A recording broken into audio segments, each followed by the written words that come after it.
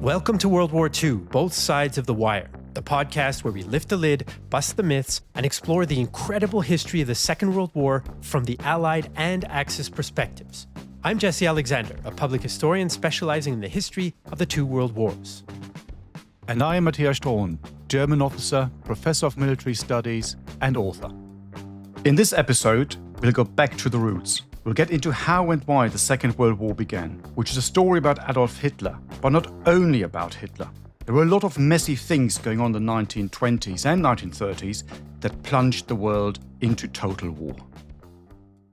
Indeed, Matthias, I'm glad that we're tackling this particular subject because it's one of those parts of the Second World War that I think we tend to gloss over a little bit, especially in public documentaries and this kind of thing, where all of a sudden we're fighting.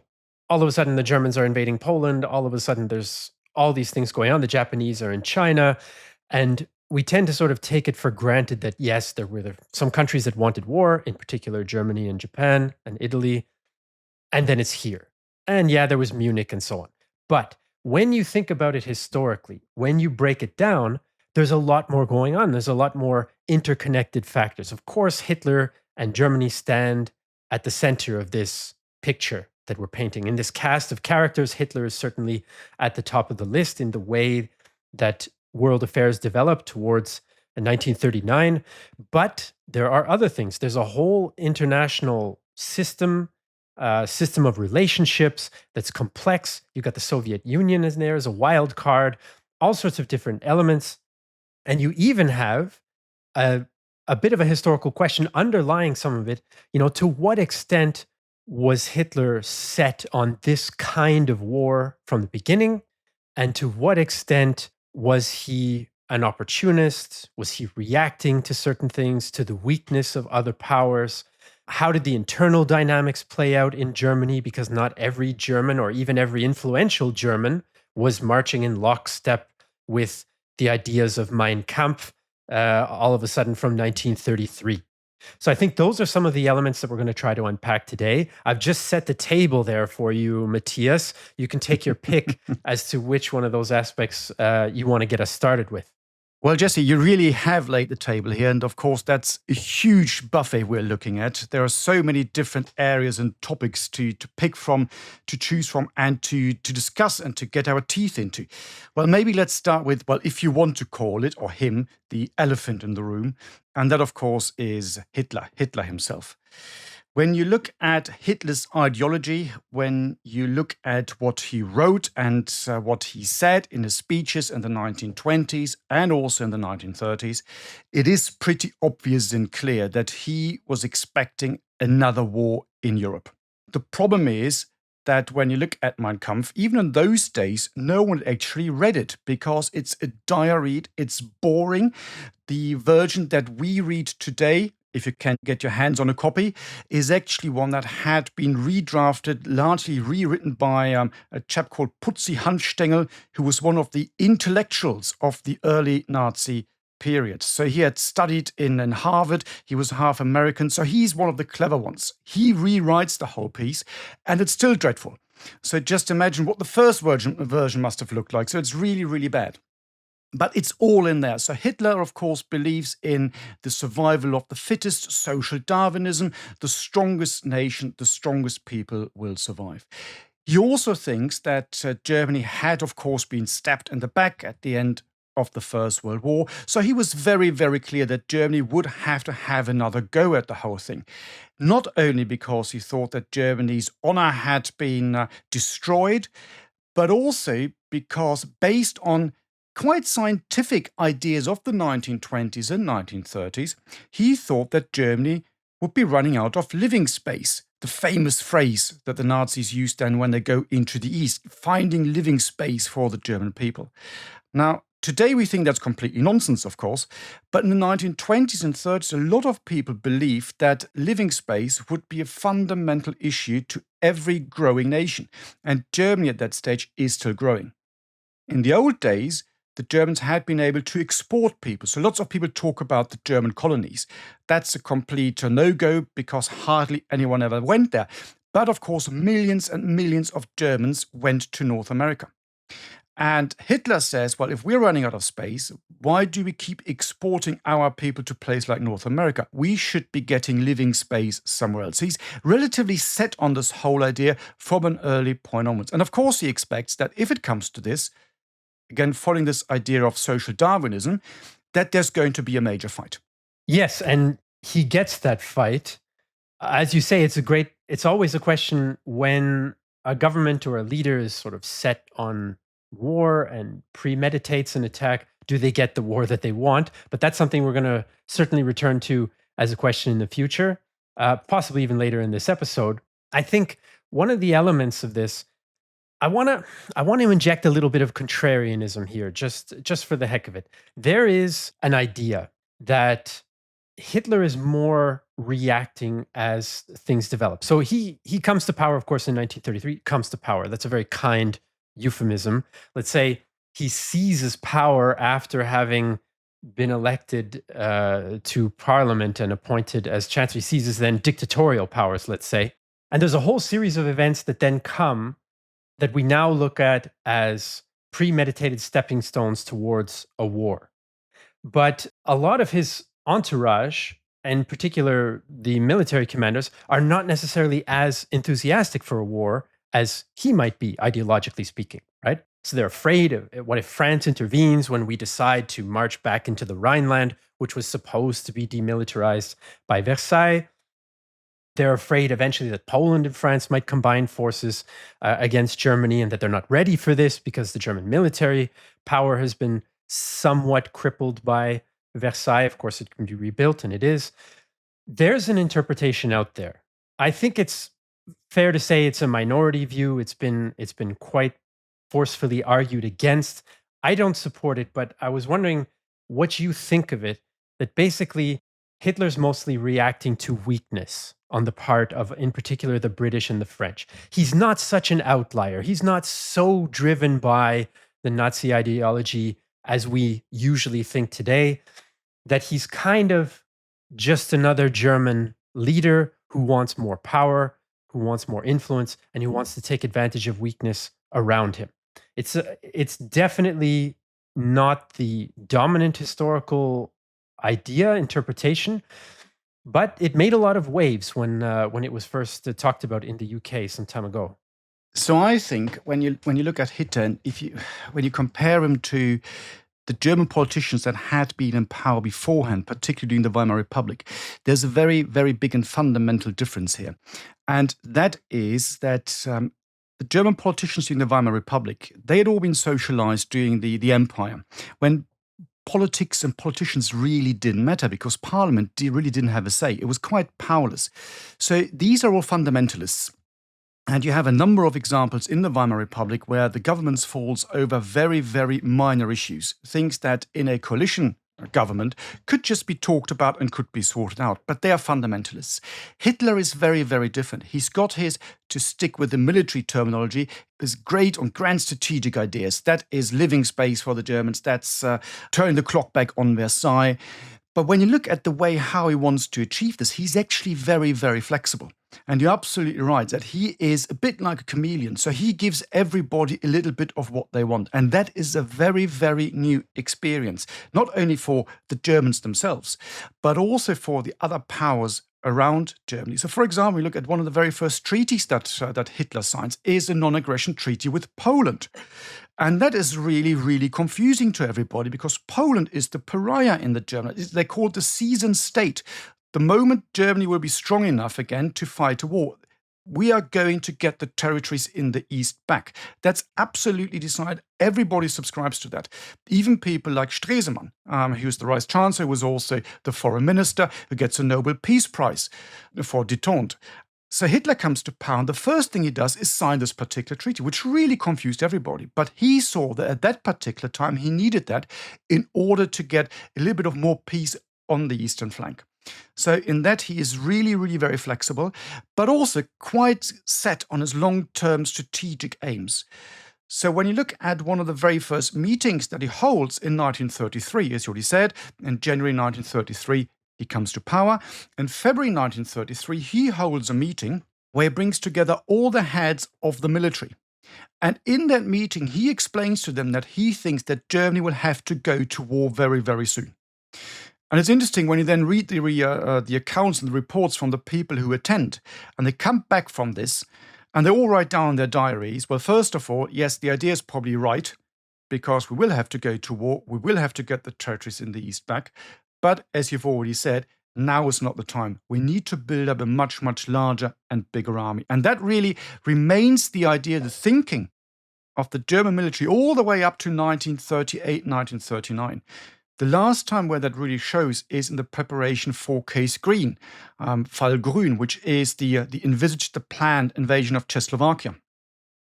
At that particular stage, there's actually there's a group in Germany of people, including lots of military people, who want to stage a coup if war breaks out. The leading person at that stage, one of them, is Ludwig Beck, who later on plays a role in the 20th of July plot 1944.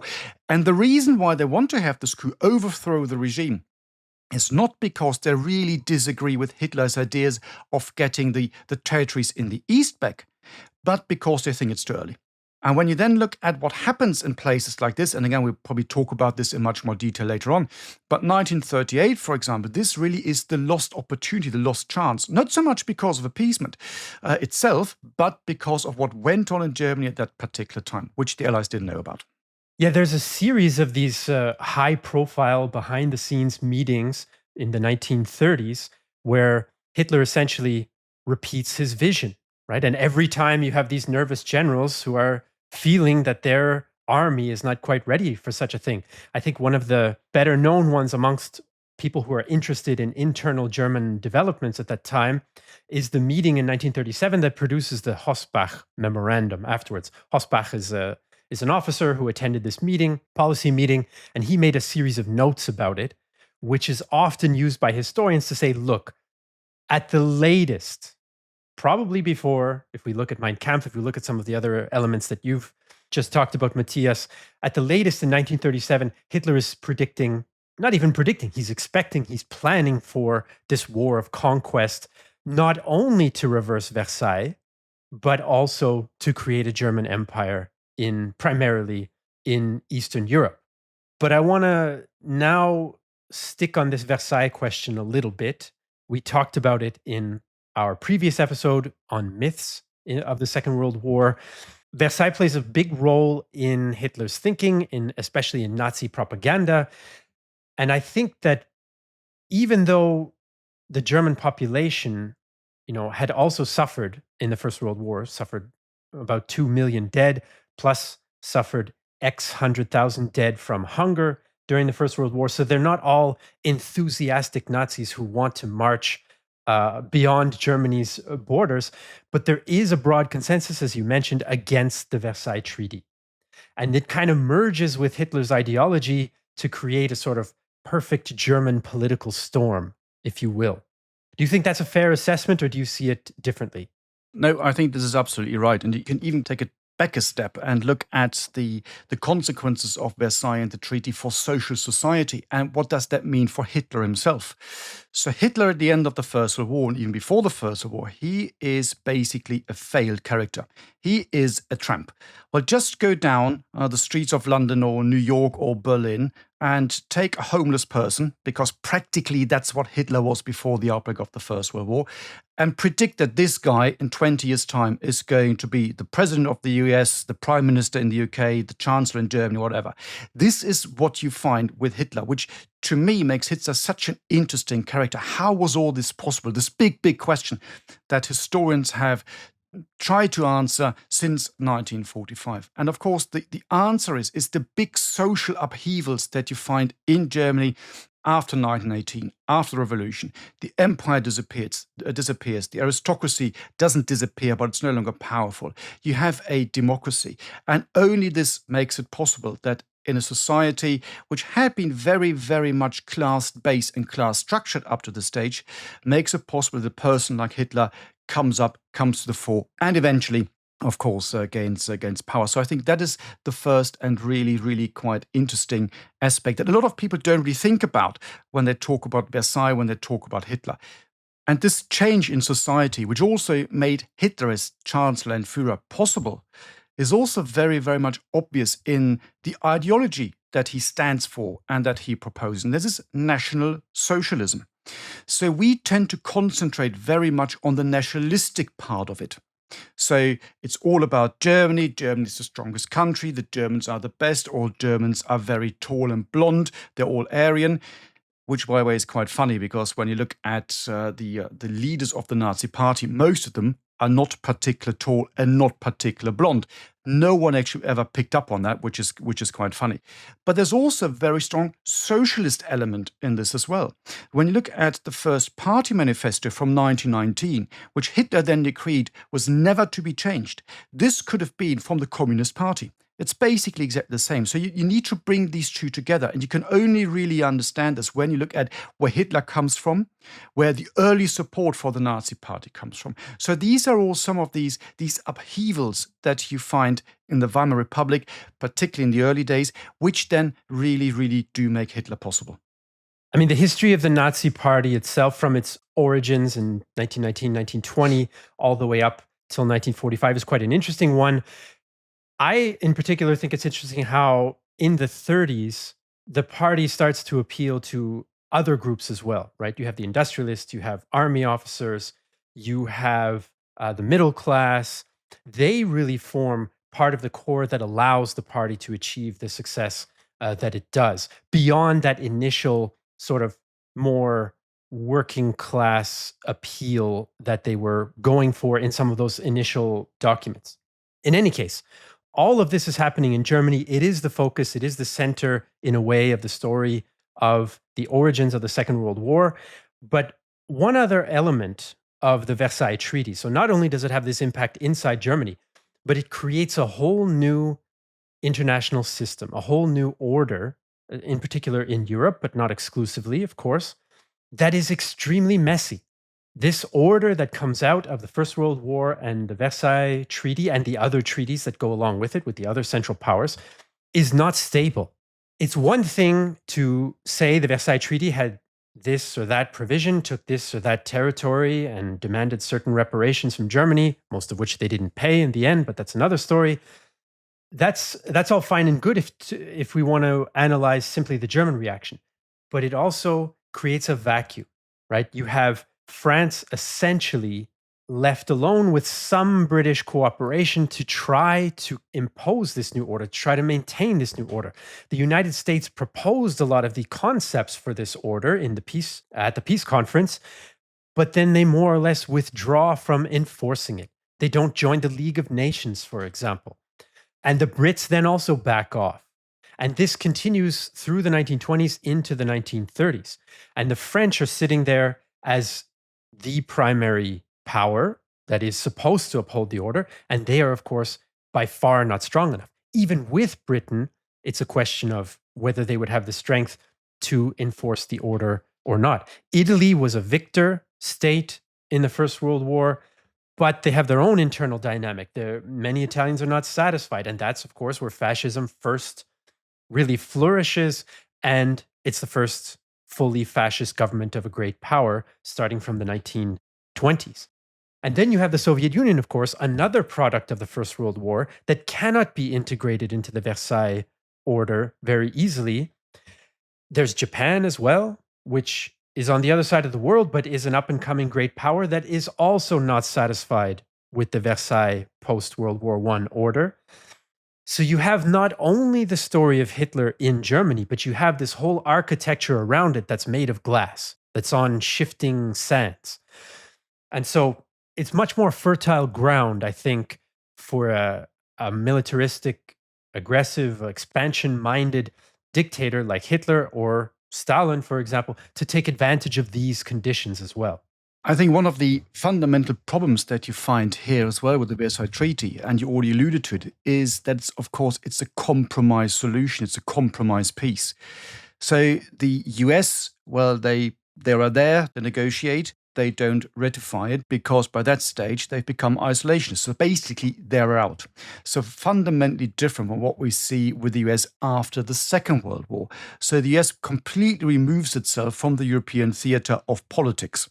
You then have Britain. Britain, of course, is an economic superpower at that stage, still probably, even though the First World War has really crippled the British economy in many, many ways. But still, there's a lot of economic power. And of course, they're interested in the economy.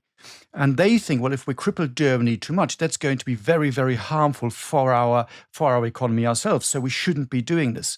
And then, as you already said, of course, you got France. So the French idea of the Versailles Treaty is really to keep the Germans down. And you can see there are all these tensions within the Allied camp. And of course, other nations like the Germans, like, for example, the Soviets, they pick up on this. And they're beginning, or they try to play one nation off against each other. And then sometimes don't really do it too publicly, too openly, but they know that there are tensions in the former Entente camp and the camp of the victorious powers. And when you look at the map that they create, there are, of course, so many fundamental issues with this. And again, one of the main reasons why you end up with this interesting map in Central Europe is first, of course, the official argument is self-determination of the people. This idea that the American president brought forward, everybody should be able to decide what state they live in. That applies in particular to Poland, which hadn't existed as a state really since the late 18th century. Refounded by the Germans, by the way, in 1916. So that's the first Polish state. Lots of people forget about this. But then in its more kind of proper current form, of course, a consequence, a baby, a child of the Versailles Treaty.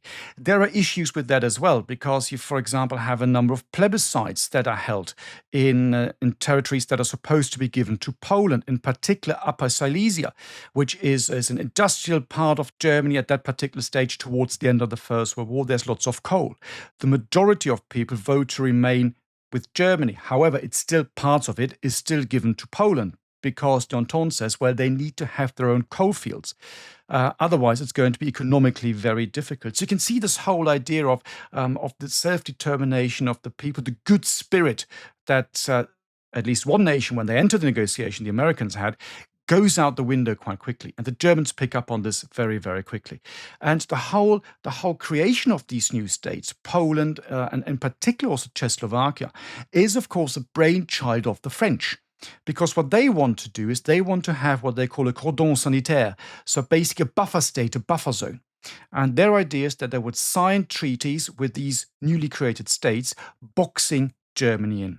And the problem here is that quite quickly the whole democratic experiment that you might say they try to install into Europe completely fails. And by the mid-1930s, there are only a handful of democratic states left in Europe. All the other ones have either turned to the extreme left or to the extreme right. Other nations, because we keep concentrating on Germany, obviously, because it's the big player here.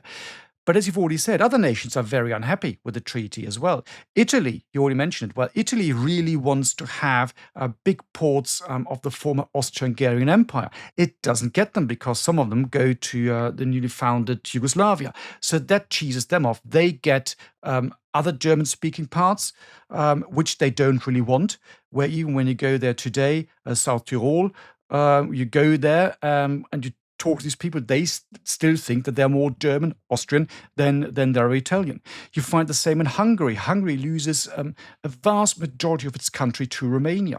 And I remember being in Hungary not long ago, talking to Hungarian military personnel, and they said, and that was reinforced by the British ambassador I talked to, they said, whatever the Hungarians do, the first question in their mind is always, does that mean we're going to get the territories back that we lost in the First World War? So history isn't always history. There is a very, very long shadow. No question. And I think what you see happening is you have a new order in Europe that cannot really be upheld by the handful of states that feel that it's in their benefit, right? France, to a partial extent, Britain, although they're much more soft on the question, and then these fledgling democracies that survive, like, say, Czechoslovakia, for example, right? You have these revisionist powers, a whole group of them, Germany, Italy, Japan. The Soviet Union is also not happy with the status quo, of course, and to a lesser extent, Hungary. Not really in a position to do much about it, but we'll see that their decisions then, once the war begins, show also what they were trying to achieve. So you have this situation where the League of Nations, this new international instrument, is not able to function as it was intended. Japan leaves, Germany leaves in the early 1930s because the League tries to restrict some of their military ambitions and criticizes Japan for its aggressive actions in China, which we're going to get to later in this episode. So you have a situation where there's no critical mass to uphold the Versailles Order, which happens to also overlap mostly with an order upheld by the democracies. And I think that is what leads to the situation of appeasement.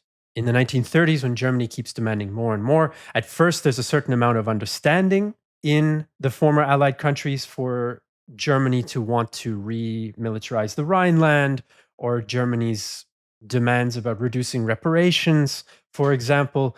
I think there's some flexibility there. But then when it comes to the so-called Sudetenland, when it comes to the Munich conference, when we get to peak appeasement as a policy, I think that's kind of the turning point.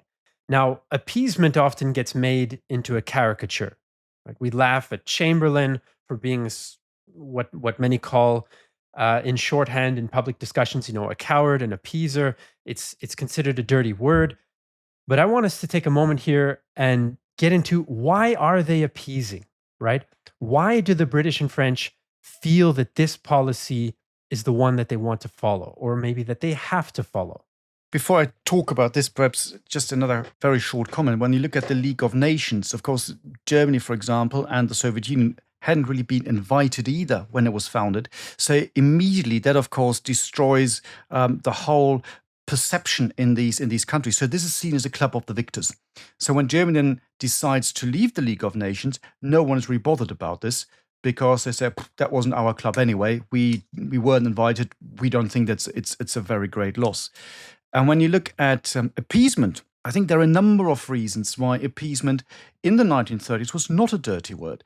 And as you've said, well, today we criticize Chamberlain. We said that was the worst decision ever, because that led to the Second World War. My personal view is that without the benefit of hindsight, which of course they didn't have in those days, it was actually the right policy to pursue, in particular by Britain, to a lesser degree by France, who were always a bit more belligerent. And why was that? Well, first of all, you talk to Hitler, you talk to the Germans, you come up with all these great ideas. And yes, in those days, particularly in the British camp, there was widespread, I wouldn't say understanding, but perhaps to a degree, seeing that Germany did have a point. How could you justify in the 1930s that you still had a demilitarized Rhineland? How could you not give territories that were German, like the Sudeten, you already mentioned it? Why do you not give that to Germany? So all that kind of made sense in the whole concept of the 1930s, particularly when you go back to what we said earlier, that the Versailles Treaty and the terms had been a compromise solution in the first place. And the Brits really didn't buy into it and thought, well, you know what, that's all a bit harsh, and we should be a bit more easygoing on the Germans. So there are political reasons. And this really changes, of course. I would say not really at Munich in 1938, but it's when Hitler then says, you know what, this is it. We've achieved everything we want to achieve. We are now saturated. We've got no more territorial demands in Europe. And then in early 1939, he decides to take over Czechoslovakia, which then becomes the protectorate of Moravia and Bohemia. And that, of course, is the big turning point. At that point, everyone realizes, you know what, we've been taken for fools, and he will not stop. And it's obvious what the next stop is then going to be, and that is Poland, where you really also have these former German territories, where, of course, the majority of people are Polish, but it still has a very large German minority, even though quite a few had been expelled and had left during the Weimar Republic. It's also very important psychologically for the Germans. This is part of Prussia. This is where a lot of the elite of the old Germany comes from, the land-owning elite, the Junkers. So this is a very important, emotionally and politically, a very important place for Germany. You also have, of course, the military reasons why appeasement made perfect sense. So Germany is rearming. And yes, they're rearming from a very small base.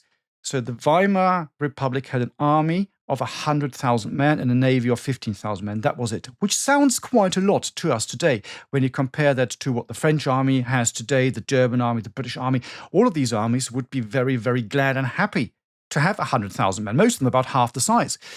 In the 1930s, this is very different. All armies around Germany are much, much stronger.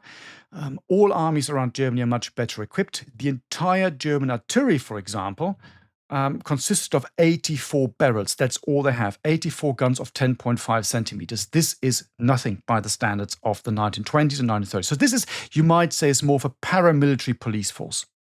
However, they then start rearming. Quality goes out the window because you enlarge a very small army to a very big army, but the army looks very, very impressive.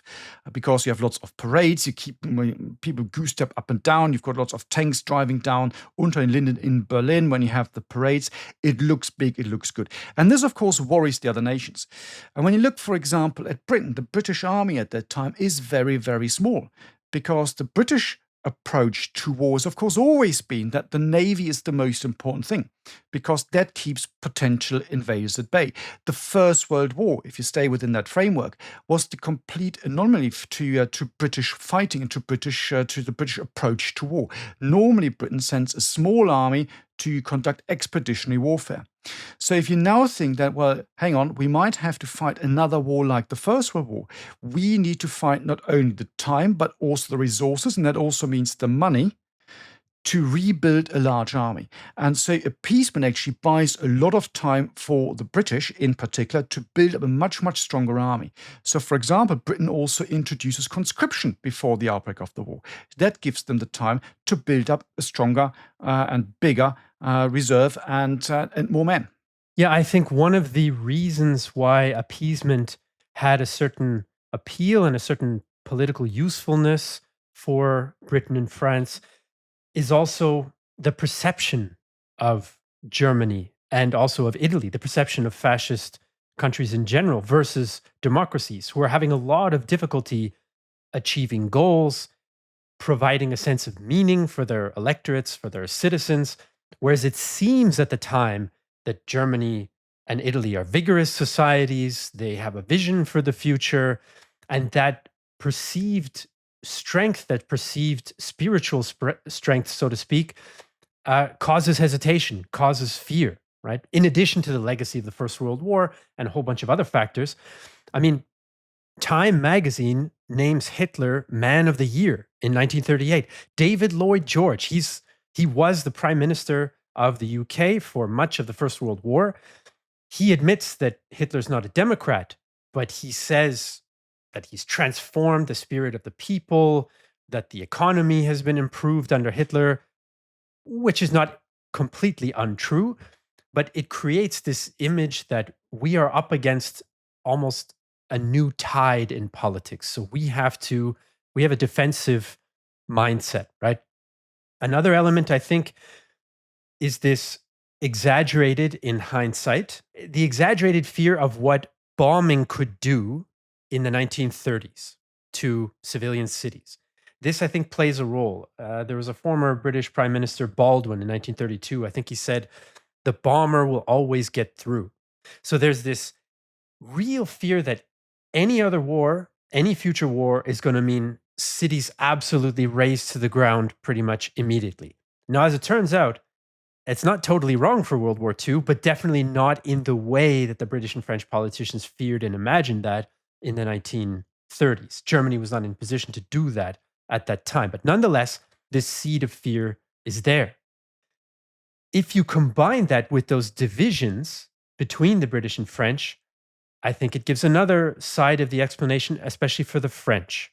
And I'm going to sort of get on my French hobby horse for a moment here, because if you look at the French, right, they suffer the most of the Western victorious powers in the First World War, and they don't recover from it, right? In the 1930s, you have a France of maximum 45 million people facing a potential enemy of Germany in about 70 million people and a much younger population on top of that. So this is why France has this fear, especially when Britain says, no, we're not going to support you if you choose to do anything about the remilitarization of the Rhineland and other breaches of the Versailles Treaty. The British are very hesitant. There's no support really in Britain for that. So the French are kind of hemmed in. If you look at it from Paris's perspective, they are too weak to act on their own. And the only other actor that can help them with their security situation is not reliable, the Brits, from a French point of view, right? So after Munich, I came across a very interesting quote from Daladier, who's the French premier at the time. Mostly we talk about Chamberlain, right? When we're talking about appeasement, he's the byword for it in the English-speaking world. But I thought this was a very interesting quote that I want to share from Daladier. And he's talking immediately after signing the Munich Agreement, giving the part of Czechoslovakia to Germany basically for nothing. He's talking to his own French delegation. Now, Chamberlain's known for saying this is going to be, this is peace in our time. But Daladier strikes a completely different tone. What he says is this: I am not proud. No, I am not proud. The Czechs are our allies, and we have obligations to them. What I have just done betrays them. But what can I do if I have no one behind me? So I think that summarizes a good chunk of why France goes along with appeasement as well. And you can also, when you stick with the French example, and you already talked a little bit about the military side as well, perhaps the perfect embodiment, of course, of this French fear and the problems and the issues that they have on the national psyche and with the national psyche is, of course, the Maginot Line. So hiding behind a big defensive wall, let the Germans attack. We're hiding behind here, which of course means when war is finally declared, nothing really happens on the Western Front. So you've got the phony war, the drôle de guerre, as the French call it, or the Sitzkrieg, the sitting war, as the Germans call it. So there's another impact that you can find here. And when we return to Hitler and the Germans and the view of the other nations, of course, you have to be very carefully because you really need to look at the years and the specific dates. But just as a general idea, so in 1936, when you have the Olympic Games in Germany, you have lots of reports coming back from Germany, sent back to particularly to Britain, but also to other countries, about how Germany has been transformed. There is one letter that is being sent back by a British lady who tours all across Germany to see what Germany is like. And she says, well, this is a powerful, strong, young country. And it's very obvious, she says, that Hitler has given Germany its pride back. So again, coming back to your point that you made earlier about this, I think it's absolutely fundamental. You also look at the general political situation. You've got Hitler and Nazism in Germany. You already mentioned Italy. It's interesting that actually Mussolini, of course, remains the big hero for Hitler, basically to his end, because he was the very first fascist leader to take over a country. You then have, at a later stage, again, you need to be careful with the dates and with the years, but you later on also have, of course, Franco, for example, in Spain. So there's a big fascist movement in Europe at that particular time. And then you say, okay, are we going to have another war? You mentioned all the casualties that all these countries had. 4 years of trench war fighting, horrendous casualties, really, really bad experiences. And of course, let's not forget, the idea was that this was supposed to be the war to end all wars. So is that really true? Can you still support this argument if you go and have another war at all? And of course, again, we need to be careful that we don't approach these things with the benefit of hindsight, because we know what happens in 1939. But of course, these people didn't. They could see that, well, we can't trust him anymore. We can't trust the Germans. We can't trust Hitler. We know where he's going. We know what he wants. So he's been taking us for a ride. However, the war hadn't broken out yet. And when you look at Hitler's speeches and what he says at that particular time, very different, of course, when you look at what he says internally and externally. But basically, you can sum it up and say, well, Hitler always made this point that he, as a common soldier of the First World War, knew what the horrors of war were and that he doesn't want to go back to them. That's the message that he sends out, which a lot of people believed. You just need to go to Verdun, for example, where you have a meeting of the German and the French veterans in 1936, so 20 years after the big battle of Verdun, where everybody shakes hands and says, this will never happen again, so we're comrades now, we know what war is like, and there's never going to be another war between Germany and France. That's in 1936. And that's all over the news in Germany and France internationally. Here's the peace dividend, you might say, from the First World War. And yet, 3 years later, it all happens again. And just to add one other point about the appeasement issue and Chamberlain, it just came to me while you were speaking when you mentioned the Maginot Line, made me think of the Allied militaries and what they were advising their politicians to do. And the Committee of Imperial Defense in the 1930s basically says to the British government, we don't have the resources after the exhausting First World War, after the Great Depression has had an impact on our economy, we don't have the resources to defend against all possible threats from Germany, Italy, and Japan, Japan being halfway around the world in this case. So, any sort of political solution that will reduce those threats is something that you should strive for. That's our military advice to you. And so I think that's another interesting wild card in that debate. Another wild card that, in my view, helps to really push things over the edge and makes sure that we get the World War II that we did get, and not a different World War II that might have started later, that might have started somewhere else. And that's the Soviet Union and the Soviet Union's role in Europe, where essentially they're not too keen on working with Britain and France. There is an attempted alliance between France and the Soviet Union in the middle 1930s, but neither side is very enthusiastic about it, partly due to ideology, which we're going to get into in a few moments. But when the Soviet Union decides our interests are best served essentially siding with the Germans for the time being, I think it's an underappreciated tipping point, right? Because that's really the absolute trigger for Germany to go in and begin what becomes the Second World War. Well, Russia, of course, or the Soviet Union, we should say, yes, plays an absolutely crucial role, of course, absolutely vital. Quite often, we tend not to look at it in the run-up and the build-up to the war, which is absolutely wrong, because it is Europe's biggest countries. It has a very large army, even in 1939, and it's economically more important than many people think. So it really, really is important. And yes, of course, but this state, which similar to Germany, had been a bit of a pariah in the immediate aftermath of the First World War, because it is communist, is desperately looking for allies, is desperately looking for friends. And of course, it finds a friend in Germany because, well, the two vanquished powers get together and form lots of economic ties. They also have a military cooperation in the 1920s, where you have a German tank school, a German Air Force school, and a gas warfare school, all in the Soviet Union.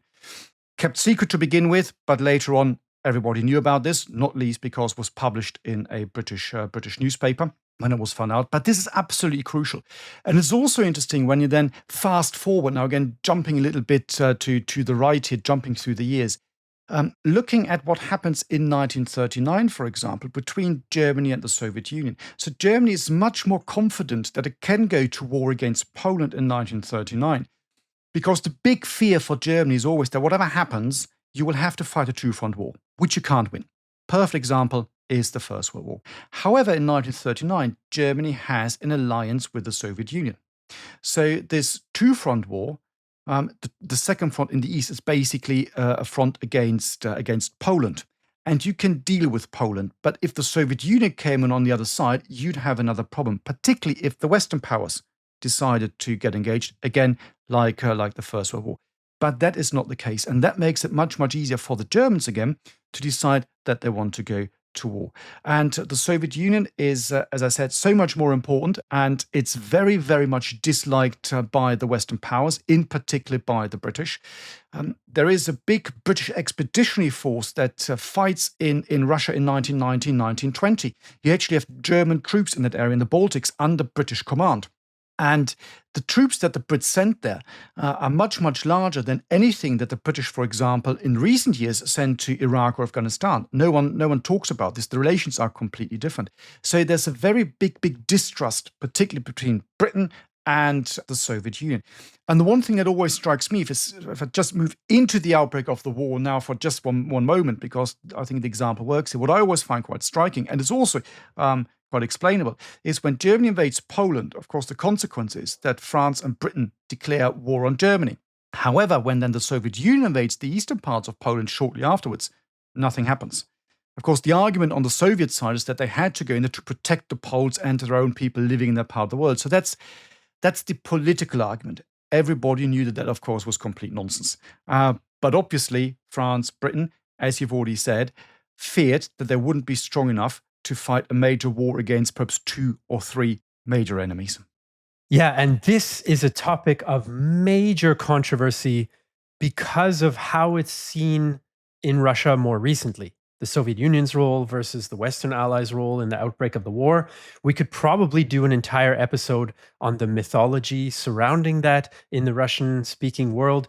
I remember a couple of years ago seeing a recent documentary made in Russia where, as they're describing the Munich conference, they are showing footage of a trained seal at a zoo doing the bidding of the zookeeper to, of course, make a not so slick or a not so subtle metaphor that the Western powers were in bed with the Nazis from that early time and doing their bidding and so on and so forth. When in fact, Stalin showed very little willingness in the end to support Czechoslovakia and even annexed a part of the country in 1945 to add to the Ukrainian SSR at the time. But yes, I think that the Nazi-Soviet pact is really the sort of nail in the coffin in terms of getting the war that we got. And when you look at the way history can be used and also abused even today, the Soviet relationship with Germany and the invasion of Poland and the Sudetenland crisis, all this has been exploited by the Russians in recent years. For example, the Russians do not failed to point out that when Czechoslovakia was divided up, there wasn't only the Germans actually getting parts of it, but that Poland took over a part as well. So in the current official Soviet view, if you want to call it, Russian, I should say, you might call it perhaps propaganda, they say the Poles were just as bad as the Germans because they occupied parts of Czechoslovakia as well. So you can see how we can use and abuse history even today. No question. But I want to bring us back to this question of ideology and divisions, because we've talked about ideological divisions a little bit. We talked about Hitler's ideology. We talked about the fact that the Soviet Union, being a communist state, a socialist state, makes it a pariah in the international system and makes diplomacy quite difficult. But there's more to it than that. Let's take France again as the example. I'm really on the French thing today. I don't know what it is, but France is bitterly divided internally. It's not like the French government has a stable society underneath of it and a stable political consensus about what it should do in the face of a rising German threat. It's completely and bitterly divided between the forces of the far right, the Action Française, which is kind of the French fascist movement, who are quite influential. And there is a quite influential French Communist Party, which joins with some other leftist parties into a popular front. France now has a new popular front at the time of this recording for the recent elections. The original was in the 1930s. And so the democratic liberal center is under siege, so to speak, or is falling behind, is in a very tight spot within France itself. And so I think a perfect example of how this has an impact on French foreign policy and French defense of their own security interests is the Spanish Civil War. Another stepping stone on that road to World War II in hindsight. France doesn't do anything of significance to intervene in the Spanish Civil War on behalf of the Spanish Republican cause. If you're France, if you're a French Democrat, can you imagine that you have fascist Italy on one border, fascist or Nazi Germany on another border, and now in 1936, 37, 38, 39, you're looking at the possibility of fascist Spain on your southern border? What a nightmare. Shouldn't you do something about that, right? Your one opportunity is to support the non-fascist side in the Spanish Civil War. And France is not able to do that because they fear internal unrest, internal dissension. There's even some fears of potentially a civil war in France at the time. And that's a story I think is very much under the radar, especially in the English-speaking world. Absolutely. You're fundamentally right. And that was summed up very nicely in a book by a chap called Marc Bloch, who wrote a book which is actually called Strange Defeat in the translation, so in the English title. And he sums this up and says, how could France, that fought so ferociously, so valiantly, so well in the First World War, because let's face it, that the First World War is to 90% a German-French war. How could this nation that really fought that well, and that the Germans saw as the main belligerent as well, how could this be defeated in a campaign that only lasted 6 weeks in 1940? How did that happen? And he comes to the conclusion that it's not really about the materiel, it's not only about a wrong strategic and operational plan that the French have, but it's these internal divisions that they have, which means that France does not stand united, does not fight against the invader. You have also, for example, in the French case, you then have the communists saying, well, you shouldn't actually be fighting against the Germans. And you think, this is really, really weird. But why is that? And that's very clear. The order comes from the Soviet Union, from Stalin, because Stalin has a pact with Hitler. So he says, you as communists should not be fighting someone we are allied to. So you can see how all these real big tensions play a massive role. This is also, by the way, mirrored in the French view of who won the war. Again, jumping a bit to the right, moving forward. So in 1945, about 60% of the French people thought that it was the Soviet Union that won the war. 20% said it was the Americans. Today, of course, the numbers are reversed. But you can see this very, very strong influence and impact of the communist, perhaps also the socialist view on French society. And when you then look to the other side, look across the Pyrenees and look to Spain, that's another absolutely fascinating topic. Again, you could do 2 or 3 or 10 episodes just on the Spanish Civil War. Absolutely fascinating, because you have the same tensions, the same structures, the same issues in Spain itself. By the way, even today, Spain is still a completely divided and torn country. And when you look at what happens in the Spanish camp, yes, you've got the fascists on the one side. You've got some tensions there as well, because you've got fascists, but you also have the old established Catholic elite. And they don't really want to get into bed with the fascists, because they're the kind of the thugs, the upcoming, a bit like in Germany, Italy as well. But the bigger problem is in the other camp, so in the Republican camp, because there you have all sorts of different groups, all the way reaching from anarchists and communists, all the way to the liberal bourgeoisie. And how can you combine these and unite these? And that's a huge, big problem.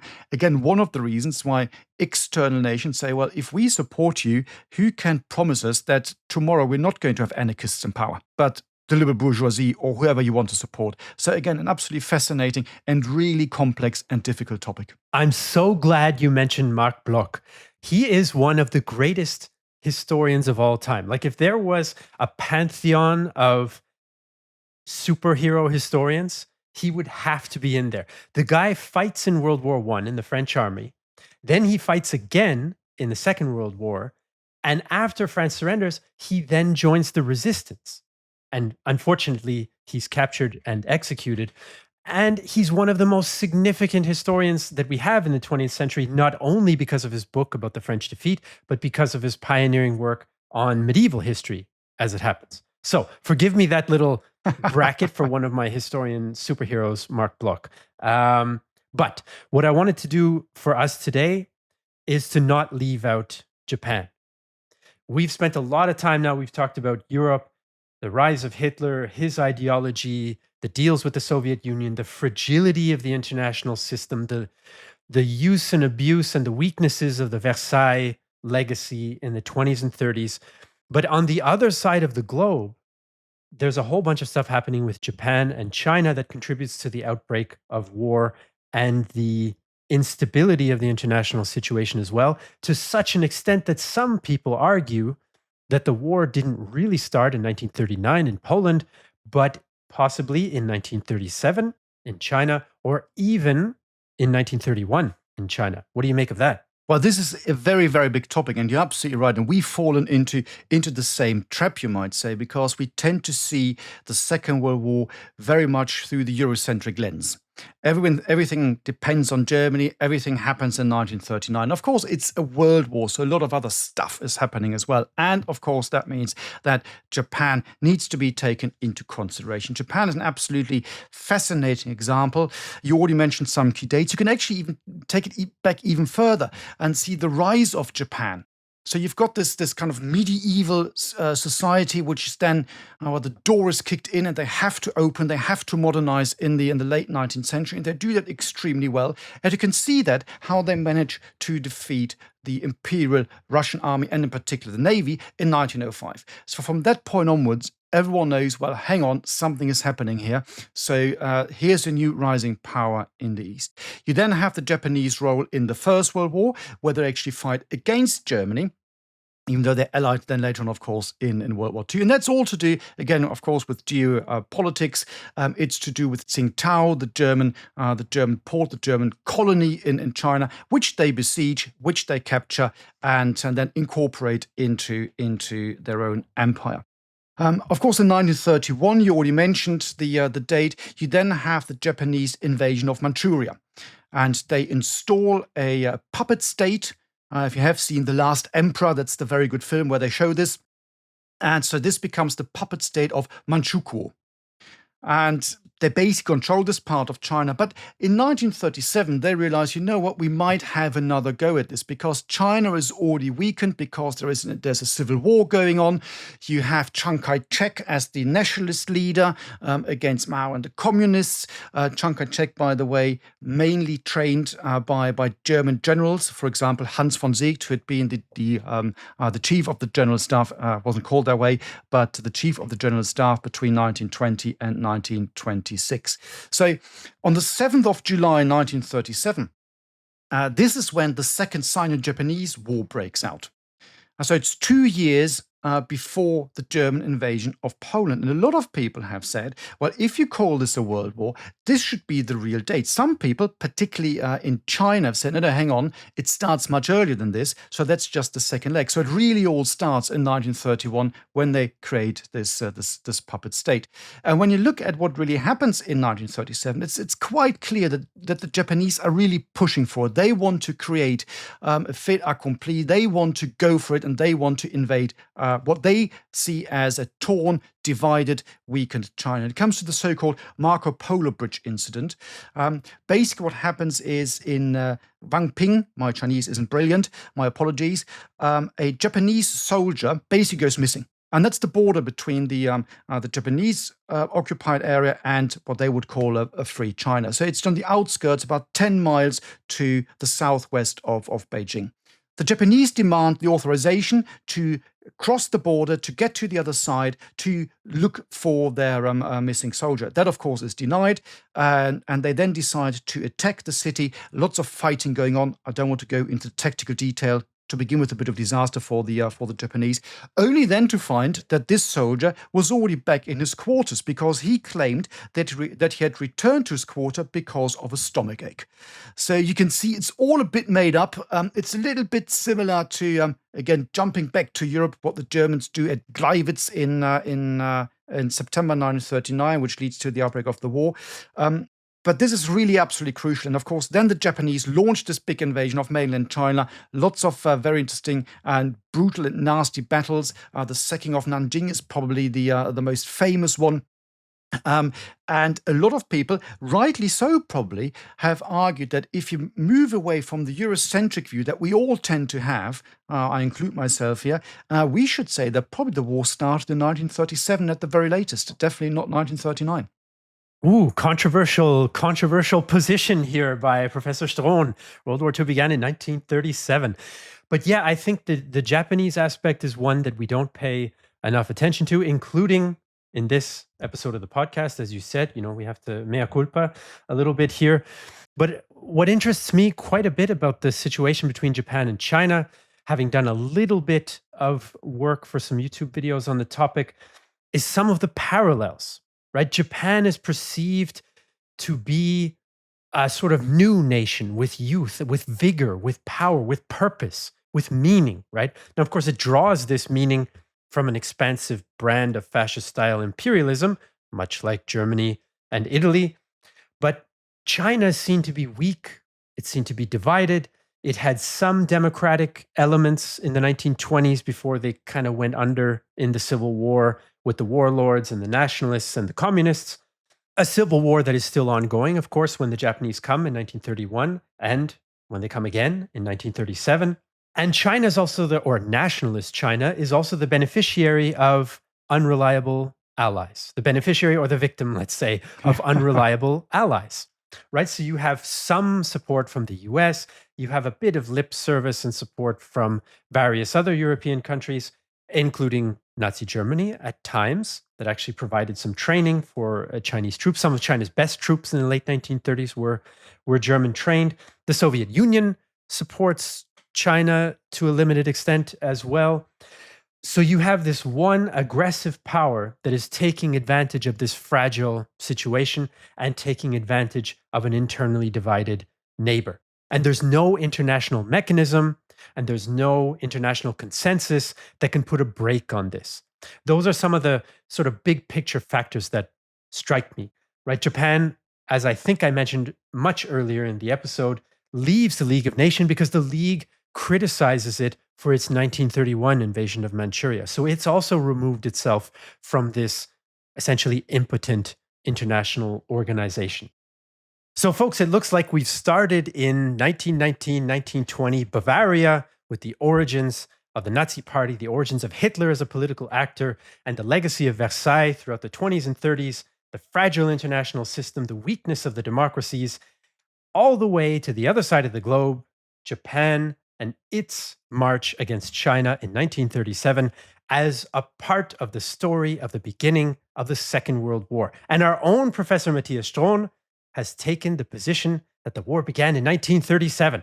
So, folks, we couldn't get to everything on this massive topic in today's episode. Of course, we will revisit some of those elements in future episodes. So let us know what you think. Do you agree with Professor Strohn with the 1937 interpretation, or are you in the 1939 tribe? Or have we missed a critical element that you want us to revisit in a future episode? You've been listening to World War II, Both Sides of the Wire, a Battle Guide production.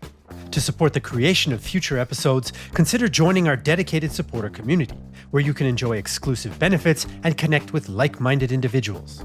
For more information, please see the show notes, and if you appreciated this episode, please leave a review on your chosen podcast platform. Thank you for listening. For the story of the origins of the First World War, of the Second World War, no, I'm going to have to do that again. Can't have that one in there. On the timing of the official start of the First World War. It's been quite the journey, of course. Sorry, you said First World War again. No. Yes. Bitte. You're kidding me, dude. This is like the perfect outtake. It was brilliant. You're kidding me, man. I've been working too long on the First World War. Just too long. And I forgot to mention, I'm wearing my League of Nations t-shirt. Isn't that brilliant? For this episode.